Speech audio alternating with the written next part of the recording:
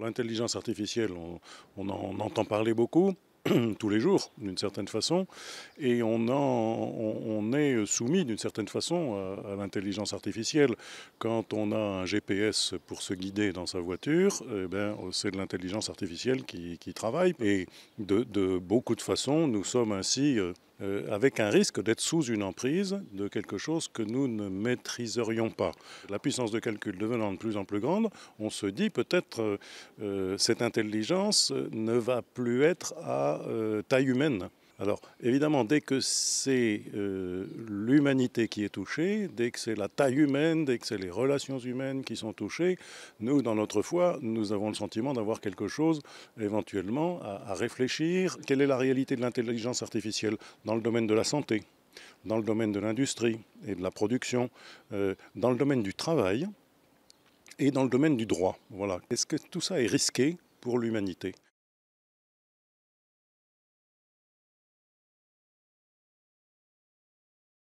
L'intelligence artificielle, qui est déjà à l'œuvre partout, dans les réseaux Internet partout, il faut que cette intelligence artificielle, qui est un potentiel extraordinaire, soit mise à disposition de ces localités. C'est-à-dire que ce soit une ressource que chacun puisse utiliser et réinventer par le bas. L'intelligence artificielle, si elle se met, je veux dire, au service d'une économie circulaire plus résiliente, plus respectueuse de la nature, il y a dans l'intelligence artificielle un certain nombre de potentialités qui peuvent nous permettre certainement de monter localement des alternatives à un certain nombre de sujets ou de dilemmes qui sont face à nous.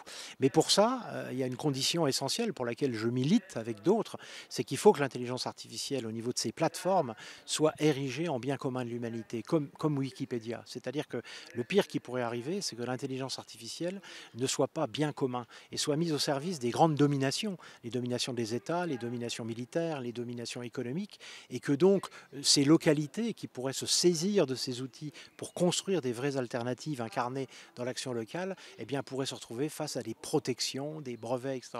Donc pour moi, il est essentiel, c'est une condition essentielle. C'est là d'ailleurs où je suis un peu en décalage par rapport au rapport Villani, parce que je trouve qu'il ne va pas assez loin dans l'idée que l'espace européen pourrait être un espace qui érigerait les plateformes d'intelligence artificielle en bien commun et qui même financerait ces recherches en intelligence artificielle au nom du bien commun, comme on a su le faire sur le séquençage du génome humain ou sur le sida, par exemple.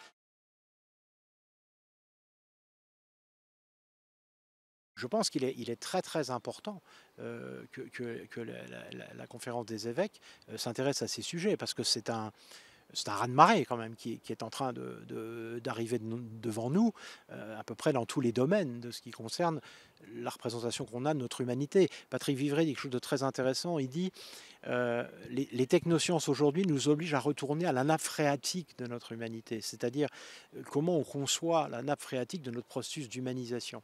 Et ça, au nom de l'anthropologie chrétienne, on a évidemment des choses à dire, puisqu'il ajoute que si on ne le fait pas, on risque non pas d'aller vers la pleine humanité, mais d'aller vers la sous-humanité.